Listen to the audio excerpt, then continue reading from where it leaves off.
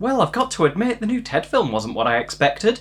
But it was just my imagination. Imaginary is about a little girl's imaginary teddy bear friend named Chauncey, who's a bit more real and evil than everyone thought. This movie plays out exactly as you would expect, and by that I mean run-of-the-mill jump scares that you see coming a mile away, the typical cat and mouse games that you always see in movies like this, and it leaves itself wide open for a sequel that should never see the light of day. It would be fair to say that I am not a fan to the point where the people that were sat next to me that did not shut up for a single solitary moment mocking the film the entire way through did not annoy me in the slightest. In fact, you could say that they gave me the entertainment that this film failed to provide. And the standout qualities of Imaginary are as follows. Cliched characters that you do not care about in the slightest, predictable and poorly crafted jump scares, stupid monster designs that don't so much scare you as make you embarrassed that you paid money to see this. And how can I fail to mention the movie's most remarkable talent? Making you check your watch more times than you would during a 4-hour lecture on the intrinsic workings of a laminating machine.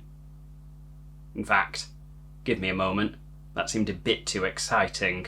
So this movie's main character is a stepmother called Jessica, played surprisingly well for this low-quality mess by DeWanda Wise. And this is where the cliched boring characters come into it. We have a moody you're not my mother teenager, a more accepting younger child, and a father to these children that appears at the start and the end because he's going on tour, therefore cannot be in the film. Yeah, when even the characters have better things to do than be in the movie, you know you're in for a fun time. As for Jessica herself, she spends the movie trying to be a mother to a teenager that doesn't want to know her, and figuring out why a little girl's imaginary friend is making weird, scary things happen. All while realising that it links back to her childhood, because the exact same thing happened to her, only she seems to have conveniently forgotten about it. So we have boring characters, crappy jump scares, and they rip off part of the first Insidious film.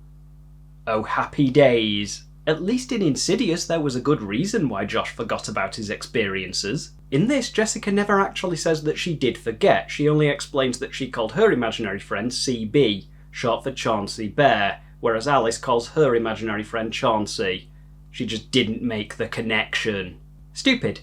This movie is incredibly stupid. I will be fair to this movie and say that the acting all round was pretty decent, but because the characters were so poorly written and boring, it was a case of they were doing the best they could with what they had. Kinda like making a pie, when all you have as ingredients are rusty nails and an out-of-date mango. The story of the movie involves makes Chucky look scary by comparison Chauncey Bear kidnapping Alice and taking her to imaginary land. Imagine an impressively unimaginative labyrinth of doors leading only to exposition disguised as memories. Feature complete with the most anticlimactic monster design since whatever the hell that was in Amityville 2: The Possession. Then there's the conclusion of the movie where they get tricked by an old woman who might as well have been holding up a giant sign saying, "I am going to trick you." So I can safely say that flabbergasted I was not. And then the movie does that thing where the main character thinks she has escaped and goes, "Oh my gosh, I'm so happy that this is over." And then she realises that she has not escaped and she is still in fact in Imagination Land. Now, credit where credit is due, I felt truly immersed in this scene, because I was just as disappointed that it wasn't over as Jessica was. Fortunately, mercy was quickly dispatched in the form of moody teenage girl grabbing Jessica and saving her life by pulling her out of Imagination Land, leading them to burning down the house in an attempt to seal the hole to that dimension once and for all. Which means they have to stay at a hotel, and when they get there they see a child playing with a teddy bear, and they look at each other and go, "Shall we stay at another hotel?" And let me tell you that that movie's jokey moment right there was about as funny as the aforementioned 4-hour laminating lecture. Why aren't you laughing? Because it was poorly written, unimaginatively dull, and one can only hope that it will fade from my memory the instant I press the submit button on this video. So of course I will be giving this a 10 out of 10. Best movie of the year, cannot recommend it highly enough. Of course that's complete bull manure. It was awful. 2 out of 10. See you next time. Feature complete with the most anticlimactic monster design since whatever the hell that was in Amityville 2: The Depression. Possession. Feature complete with the most anticlimactic monster design since whatever the hell that was in Amityville 2: The Possession.